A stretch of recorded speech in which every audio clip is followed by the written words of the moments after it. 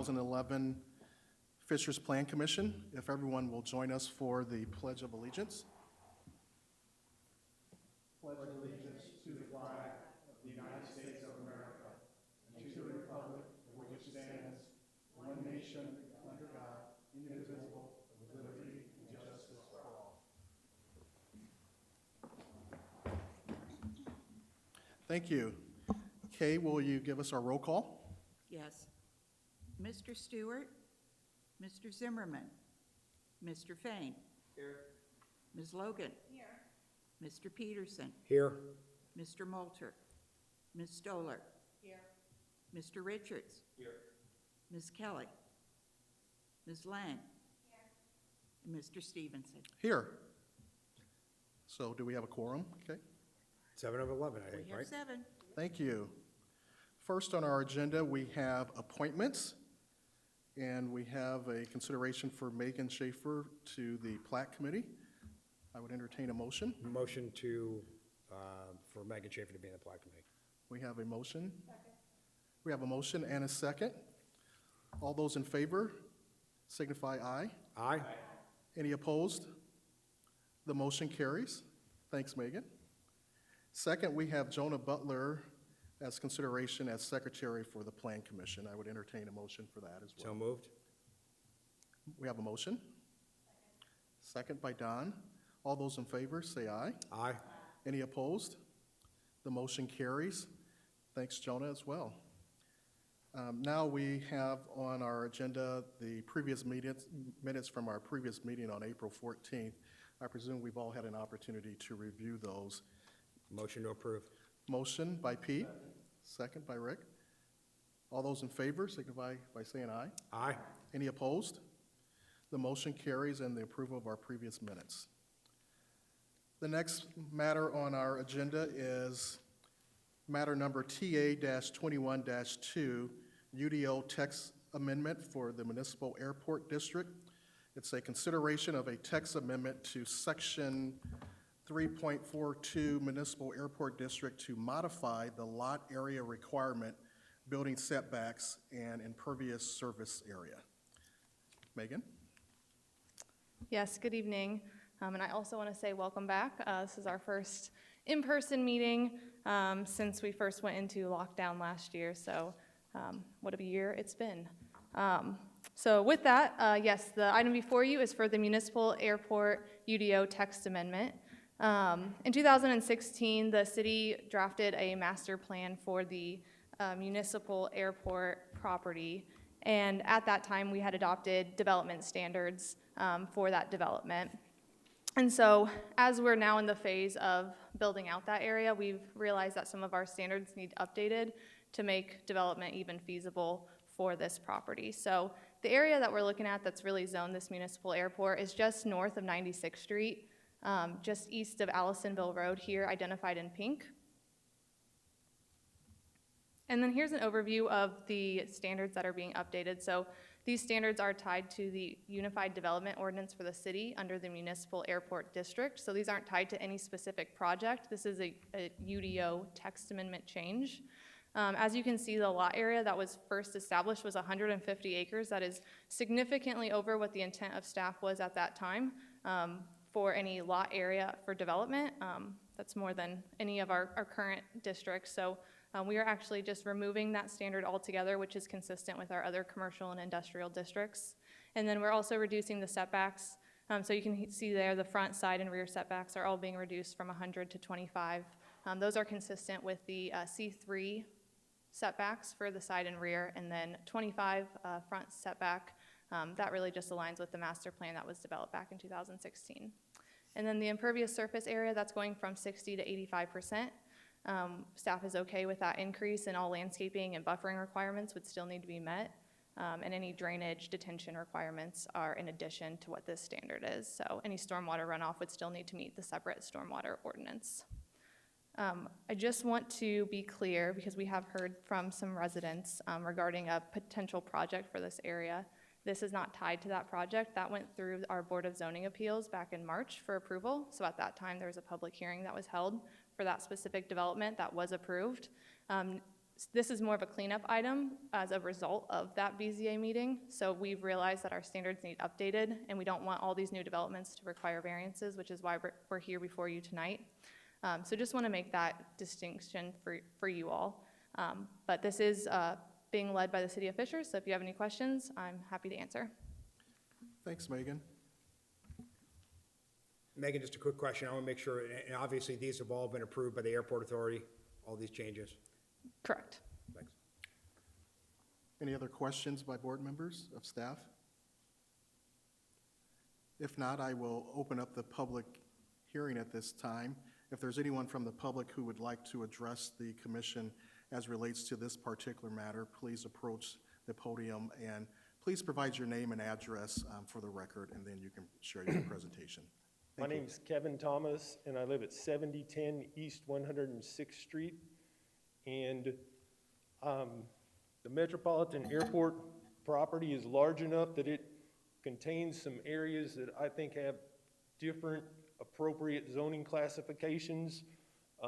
As part of this, they did, and I want to apologize in advance, I just heard about this yesterday, so I don't have a polished presentation, but I'm going to put out what I've got. And they acknowledge that when they put together the FE areas, and I don't have a way to show it, but in that drawing, the FE is the further south portions of it. It doesn't include anything up along the Allisonville Road corridor. At one time, there was a lot of interest from the community in preserving that Allisonville Road corridor and the look as a gateway to our community. And what's being proposed here is going to allow a really intense industrial New York City type of development on all of that land without taking consideration for the different parts of it. I mean, some of it is floodplain. It adjoins the nature preserve. It's got a lot of value preservation-wise to the community and low chances of being developed ever due to that floodplain classification. And so, to me, before changing the designation and allowing this really intensive use on all of that property, it would be more reasonable to allocate out which portions are appropriate for that type of development, and then have an opportunity to look at the Allisonville Road corridor, the portions of it that are up there at their own development time. I mean, what they've said is they've had variances, and then the public has an opportunity to come and present and say, how will that affect my property values, and how do we feel like that affects our community, where what's being done now is more of a, we're just going to intensely develop or allow intense development of the whole thing without consideration. I don't know if any of the other, well, I'm the only one here talking now, and if I had had more time, I would have talked to some of the other property owners in that area that this, I mean, to just blanket change that all to 85% impervious, zero lot line doesn't seem appropriate to me. I would think that right there at Allisonville Road, and certainly in the part that's the wetland and adjoining the nature preserve, that to just blanket allocate that to that intensive of a development is irresponsible, is what I would say. So, and I'll keep it brief, so that's all I got. Thank you. Thanks, Mr. Thomas. Seeing that we don't have any other members of the public here, I will go ahead and close our public hearing. I would ask staff at this point if there are any additional comments that you would like to ask or respond to as relates to the public hearing. Yes, so I will say that the use of the property is not changing at this point. So any of the uses that were allowed previously under the Municipal Airport District are not changing with this text amendment. So this is truly for the development standards. The open space, you can see the green that's in this aerial, that is currently Ritchie Reserve. I do know that on the master plan for the airport, there are some areas just to the west of that were also proposed to be preserved. Now, that's not guaranteed. That was just a guide, but just to give you guys some context of how that was looked at in the past. And then any buffering from residential would need to be in addition to these setbacks. So if there's a development that's going to be abutting next to residential, there would be buffer requirements that would need to be met with that. Thank you. Members, any discussion? Any comments on board? There's no comments, I'll make a motion to approve. We have a motion by Pete, I'm sorry, Rick. Oh, sorry, Rodney, thanks, that's why we have you here. I'll recommend approval. We have a motion by Mr. Peterson. We have a second? We have a second? Any other further discussion? If not, all those in favor, use to signify aye. Aye. Any opposed? The motion carries. Thank you. Next on the agenda is new business, and we will have Megan Schaefer come once again to give a presentation regarding an update of the Fishers 2040 plan. Thank you. Yes, and I will try to be as brief as possible with this, but I did want to get this before you and give you guys an introduction because currently staff is going through a 5-year update of our comprehensive plan that you will see on the agenda for next month for a public hearing and an official vote on that. But because this is an update to our overall comprehensive plan, wanted to get it before you tonight and give you some more information on that. So just to give you some background, the vision statement for the City of Fishers, I'm sure most of you are familiar with this, but our vision statement is the City of Fishers is a smart, vibrant, and entrepreneurial city that provides an exceptional quality of life and fosters a culture of innovation and resiliency. A little bit of history on the Fishers 2040 plan. So back in 2015 is when the initial steering committee and subcommittee meetings began. They met over 24 times, over 600 hours. There were 63 individuals involved. This was made up of policymakers and local stakeholders in the community, as well as staff. There was a public survey that was conducted, and 5 public meetings and 2 open houses were held. And that plan was adopted in June of 2016. So that was the newly adopted Fishers 2040 plan. So every year, staff does present an annual progress to the City Council and Plan Commission. And every 5 years, we are required to update this plan. So that was adopted in 2016. We're now in 2021. And now we're here before you for the 5-year update, which will come next month. So the focus of this update, 1 is really to analyze current trends and conditions, consider refinements to the goals or action items that are currently identified in the plan. 3 would be to identify future land use for study areas, and then 4 is to consider future priorities.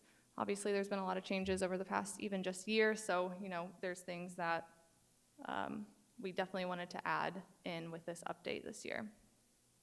So what that process has looked like so far, we did have a steering committee and then a subcommittee for each one of those chapters.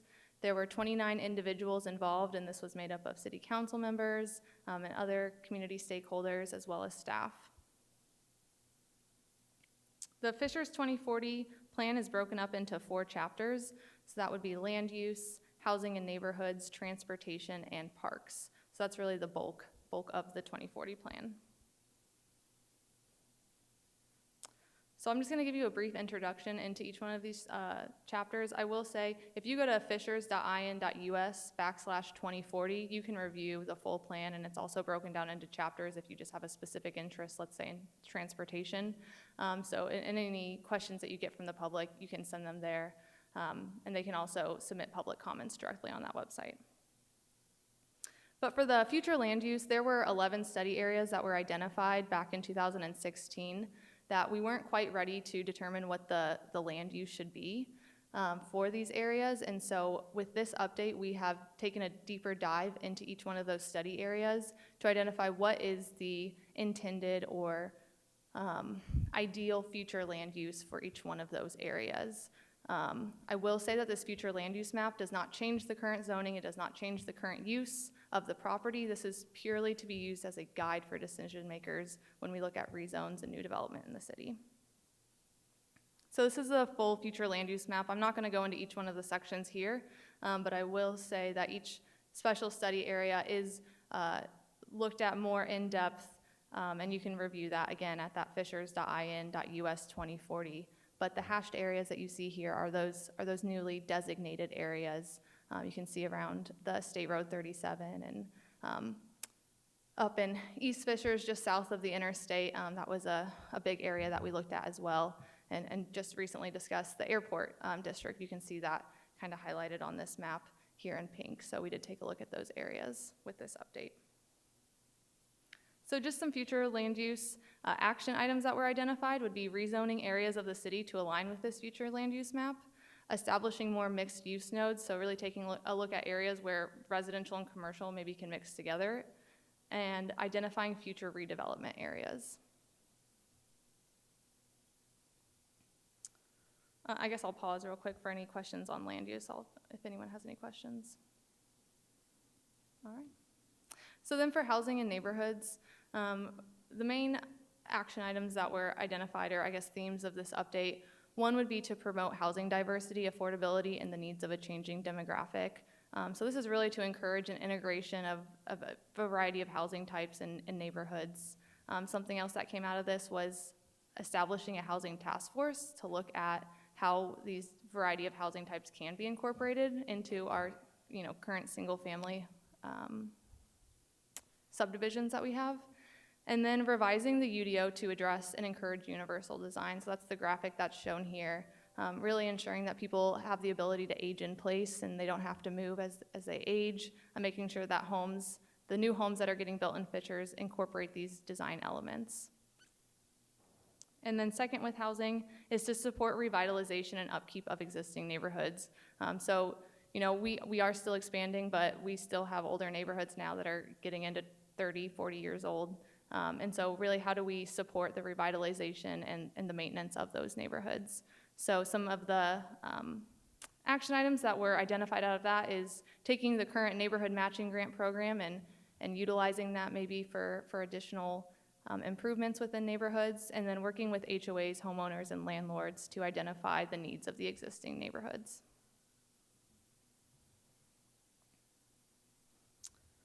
All right, I will move on to transportation. Just to give you an overview of this one, the first item or theme that was identified was to ensure a connected and safe network. So we really focused on additional vehicular and pedestrian connections across the White River. Additionally, looking at exit 205 and exit 210 and how pedestrian connectivity, what that could look like between those along I-69, and vehicular connections as well to the interstate.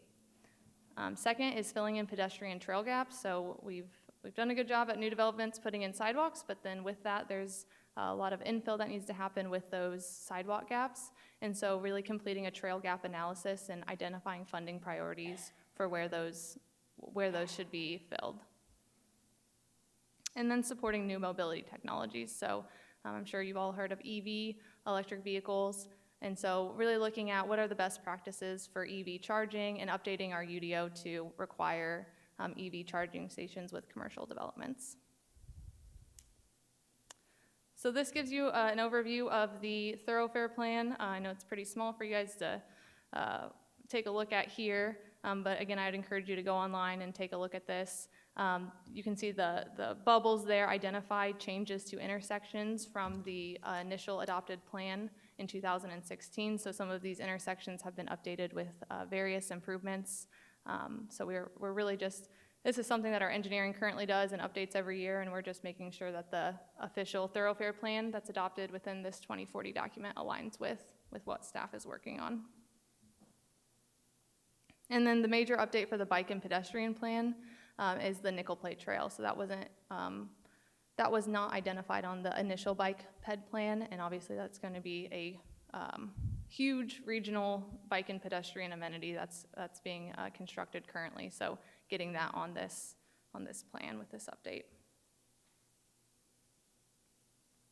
And then the last chapter is parks.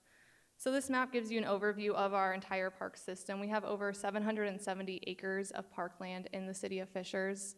This map includes the new agri-park, the Geist Waterfront Park, which is breaking ground on Friday, and then additionally, the Nickel Plate Trail is considered a linear park. So that is being updated on our parks network map as well. And then the items that were identified with that really is to plan for future facilities. So we have established a community and recreation task force. So they're looking at a community center, an indoor community center with multiple facilities, what that could look like in Fishers. Also taking a look at North Central Fishers and identifying where there might be private HOA parkland that the city could potentially take over since there's a lack of park area in North Central Fishers. Something else is promoting health and wellness. So as you all know, we have established a Fishers Health Department over the last year. So looking beyond COVID, how can they partner with the Parks Department to promote overall public health and wellness? And expanding on that transportation item on the trail gaps, really expanding our trail network and connectivity and connecting our park system through an overall network was something that was identified. And then lastly, promoting arts and culture. So how can we continue to be a resource for the arts community? It's something that we established an Arts and Cultural Commission in 2019, and they've done a great job, but how can we continue to push that forward? So that's really just a general update on the plans. We'll give a more in-depth presentation next month for you all, but I would encourage you to go online and take a look at that plan and familiarize yourself with it. This lists the public opportunities that we have if anyone from the public wants to be involved. So on April 21st, we held our first virtual open house, which was a success. We had a great turnout, and that was held via Zoom. Our next virtual open house is going to be tomorrow at 7 p.m., and anyone who's interested can register again at that fishers.in.us/2040. And then this will be back before you all on June 2nd for the official public hearing and recommendation. And then in June, on June 21st, City Council is scheduled to adopt. That is obviously dependent on the outcome of the Plan Commission meeting, but as of now, the timeline would be June 21st for final adoption. So with that, again, that full draft is available online. Anyone that has any public comments can provide that using that link, or they can email them to me directly.